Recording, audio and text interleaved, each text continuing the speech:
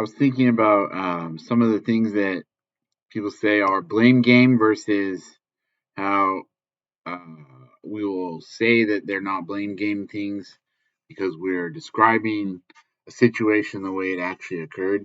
Well, what usually it is that you need to see it as an exercise of finding a way to make it your fault that something didn't happen the way you wanted it to, or that you didn't do the thing that was in your power. And that's what it is that you have to phase shift and focus on different things. If you find yourself in a friendship with someone who does care about you, you know they do, and they are always saying that type of thing, don't argue with them. Here's what I think you should do is just find a way to say what it is that you know you had the power to do one way and you did a different way, and just if that topic of conversation comes up, say, I know I had the ability to do this thing this different way, and now into the future I'm doing things this other way in this similar situation. So I mean, some people it's a matter of they needed to sue in a timely fashion and they didn't, and then they bring up how something was something somebody else did and that person did do those things, um, but we have to sue in a timely fashion. Um, it's sort of, you can't be a doormat in life. Sometimes you just have to stand up conversationally, but civilly to people rather than let things go. And that's how we get in arguments with other secondary and tertiary friends and associates and acquaintances, is that we're sort of standing up too late for something that already happened with someone else by telling them, oh, hey, it happened this way. Um, you get in a cycle of it. You do, I do, all people can. I mean, some people don't, but it is a thing that you've either had a really good track record of not, and you started at a younger age, or you've learned to do it. Maybe there's a magic few who just always is my fault. I'm taking responsibility, whatever. I think I think those types of motivational concepts, self-help concepts, have to be talked about with someone who you can trust isn't going to continue. Then the other person who's maybe trying to give you the advice of owning something seems like they're always accusatory. I've learned not to do that myself.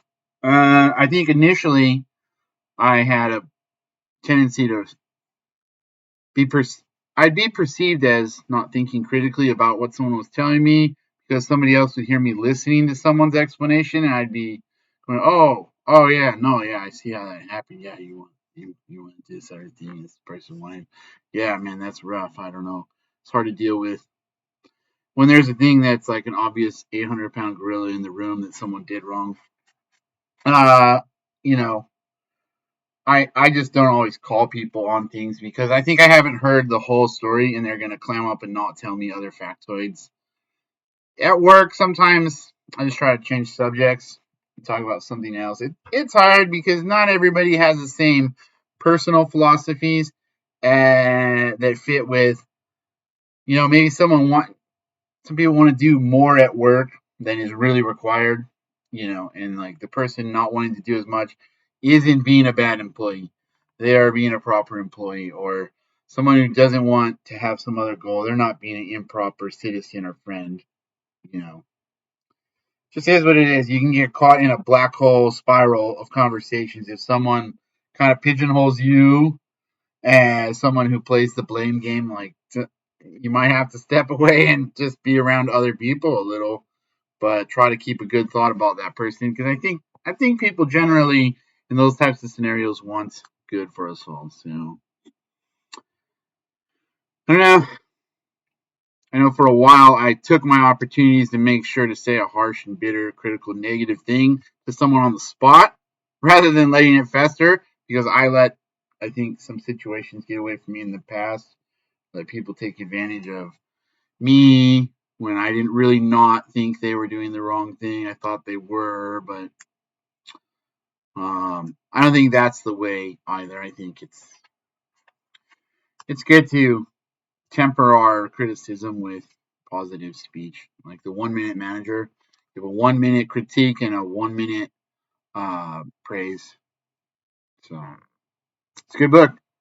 My high school football position coach gave me that book years ago. I finally read it last few years ago when I was a gas station assistant manager. Now I'm a little bit of a supervisor with a private patrol officer crew.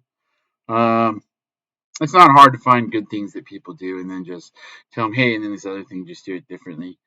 Maybe I just have a good job for doing that. So I don't know. Life takes its twists and turns.